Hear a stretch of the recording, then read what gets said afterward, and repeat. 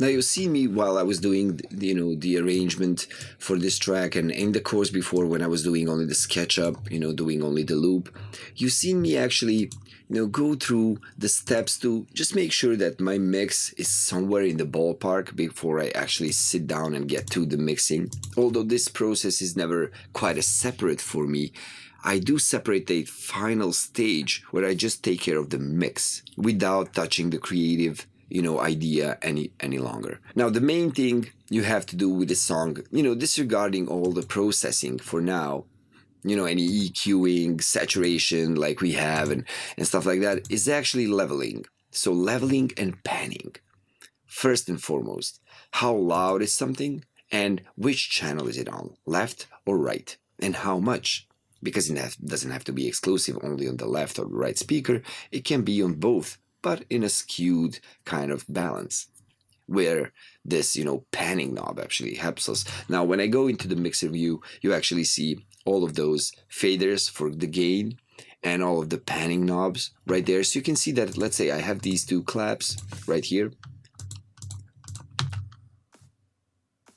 Now let me pull the volume back up.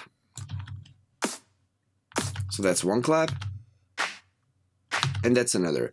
Now they are quite different, but what I did when I played them both like that, one of them is skewed a little bit to the left, one of them is skewed a tiny bit to the right. And I did that to create a greater perception of width, and also freeing up space for elements, since some of the elements are going to be more on the left speaker, some of them are going to be more on the right.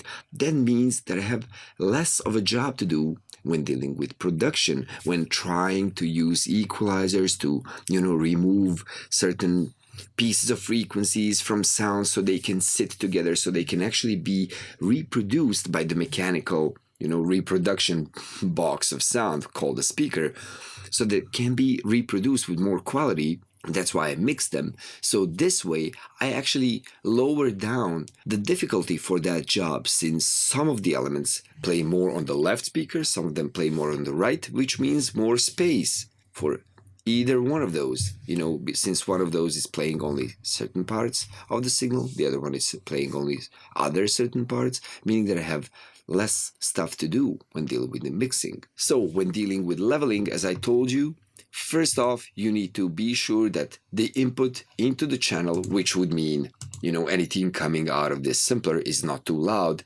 Thank God, since all the samples we use today to produce music are at a really high level, at the nominal 0 dBFS.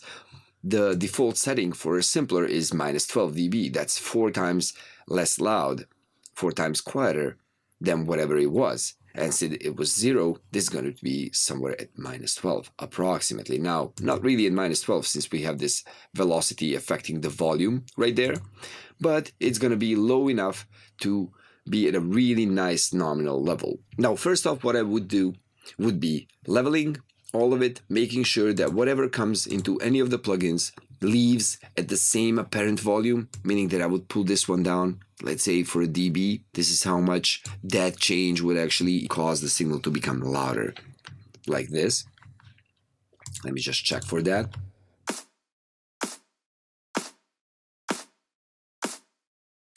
Nice.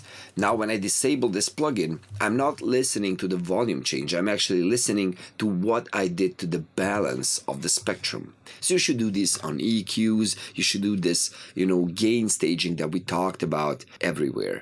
So it's not just for the headroom, it's also for your ability to discern and to decide if the change you made to a sound is actually something that you do want. So in order to actually do a good arrangement, since this is what we're talking about here, in this course, it's the arrangement. In order to do a good arrangement, you need to have a feeling of the song, progressing, of the energy of the song progressing. And for that, you do need to have like some kind of preliminary, mix where the elements are at least, as I said, in the ballpark of where they need to be, so that the energy coming out from that entire song seems okay. so that when you listen to it, you get the feeling, the emotion that the song is supposed to give onto you, and then you can decide on whether certain elements should be in there, should not be in there.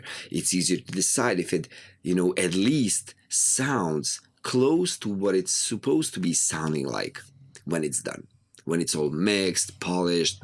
So that's why you need to deal with the levels as soon as you start doing the SketchUp, and also when you get into the arrangement, you're going to get some more insight into it. Since, when you're doing the SketchUp, all the elements play together as they were in my case, and then I divided those. Now these basses are not playing with all the leads. That means that the basses can be louder, and maybe the leads can also be louder, since they are not playing together, they're not fighting for space. So now that I've done a bit of the idea in this arrangement, now I can deal with those levels again, which I did. I pulled these basses up a tiny bit again, and pulled a volume on a lot of these, leads up again, because now they're competing with these basses, so they can be more present. So doing an arrangement is also going to help you, and you would have to decide on the levels of things, because now they have a certain space where they're playing. Based on the arrangement, a lot of the production decisions are also made, since elements playing together or not playing together really influences what you have to do to them for them to be, reproduced better by the boxes, by the mechanical boxes that produce sound, the speakers. Arrangement actually influences your mixing and production decisions a lot. So as soon as you go on with the arrangement, like I have right here, you also deal with the preliminary level and panning decisions at the same time. And those are going to differ from when you did the SketchUp and the composition, since now some of those elements are not playing together, or maybe the song is even emptier in some parts where you deleted a lot of stuff. So some of those elements need to be louder in only that part of the song. So you would have to do some kind of automation for those, but we will get to that too. All in all, do your leveling and panning also in this process of doing the arrangement.